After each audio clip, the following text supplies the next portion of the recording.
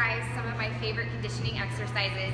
A lot of aerialists get the same kinds of injuries over and over again, so I wanted to show you guys how to stay healthy and how to avoid those injuries. 3 of the top injuries that I see in pole dancers or aerialists, first one that's most common is problems with people's rotator cuff. And those are the muscles that support the joint around the shoulder. And it's really easy to tear or strain them if you're not using that area properly. So that's the first one that I see. Another one is I see people presenting with a lot of tension or strains in their forearms, anywhere from their shoulder down to their hand, but usually from their elbow to their wrist. And so there's another fix that we can use in order to make sure you're engaging the right muscles for that. The last one that's really common are hamstring strains. So along the back of your leg, because we're always doing splits or, spreadies. So you might strain your hamstrings. So I'm going to show you guys some exercises that will help you to avoid those as well. First exercise that we're going to do is going to be for your rotator cuff. And I call these internal and external rotations. So you can use a resistance band or you can use a cable machine. And what you're going to do is step away from the machine. So the internal rotation is the easier of the 2 exercises. You're going to pin your elbow into the side of your body, and then you're going to pull your hand straight across. So the only place that it's hinging is right at that elbow joint.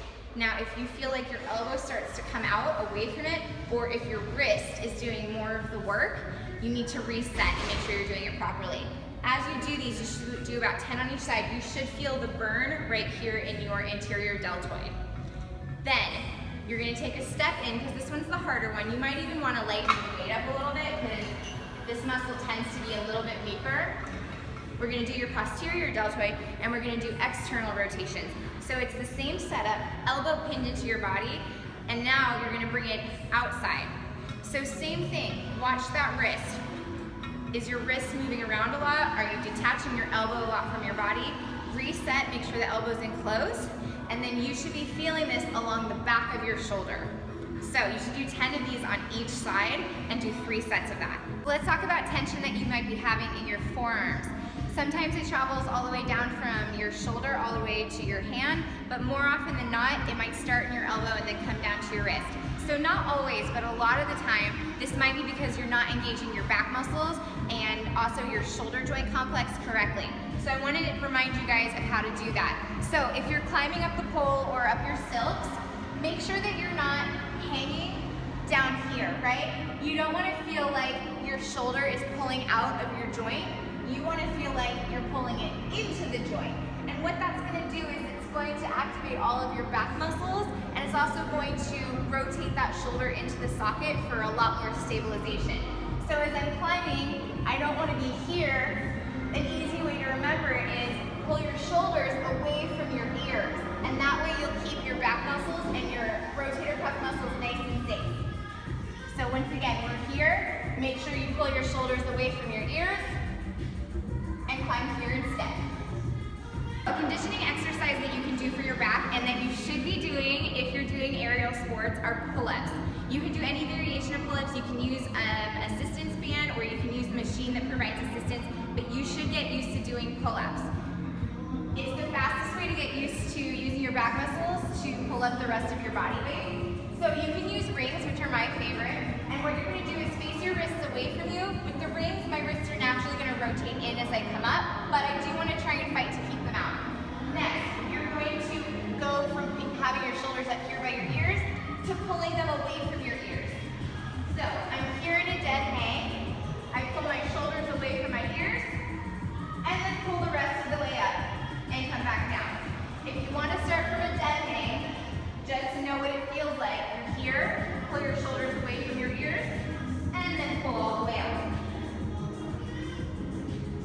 Now you don't have to practice having your shoulders up here. You can practice keeping them engaged, just so that you can feel the difference though. You can start from that dead hang, and then practice engaging your lats so that you make sure you have the right form. Another exercise that you can do to practice engaging your back muscles is a bent over row. So you want to set up with a nice flat back. You can use the bench, but you don't have to. You're going to make sure that your shoulders are rolled back. You don't want to have yucky hunchback over here. Roll your shoulders back so you have a beautiful posture, and then you're going to drive your elbow up along your body. And you want to make sure when you're doing this that you feel these muscles back here working. You shouldn't feel like your arm is doing the bulk of the work. It's gonna do some of the work, but it shouldn't be doing most of it. You should feel like your back muscles, right where your elbow is scraping along, are what is doing the bulk of the work. Next exercise I'm going to show you guys. This is an advanced move if you're trying to strengthen your rotator cuffs. This is a single arm handstand. I do these against the wall for safety, honestly, because I can't do these without the wall, but that's okay, don't judge. All right, so what you want to make sure of in your handstand, now we're going to do the opposite. We're going to actually push through those shoulders to get them super stable underneath us. And as you're going onto the single arm, what I want you guys to think about doing is shifting your weight over so that your hand is right underneath your face before you lift up the other hand, shifting your weight back over, pushing up through this shoulder, and then lifting your hand up. So let me show you how we do it.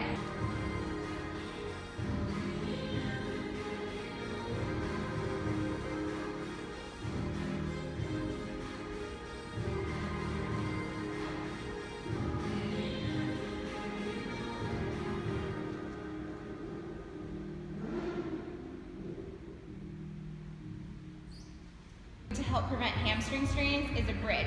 This one's going to target your glutes and your hamstrings, but mostly your glutes. So you're going to get your feet right underneath your knees, squeeze your butt, and lift it up. You're going to go 15 of these pulses up and down. And each time you want to make sure that your butt is super, super tight underneath you. You also don't want to overextend your back. That's not the point here. You want to keep your hips in line with your shoulders and your knees as you do this. The second exercise that you can do, and this will target your hamstrings a little bit more, you're going to flex your heel, other leg comes up, and you're going to dig into the floor and do a single leg bridge. So this one you will feel a little bit more in your hamstrings. You will still feel it though in your glutes as well, and that's okay. Thanks guys for watching my video. I hope that this helps you stay safe while you're doing your aerial sports.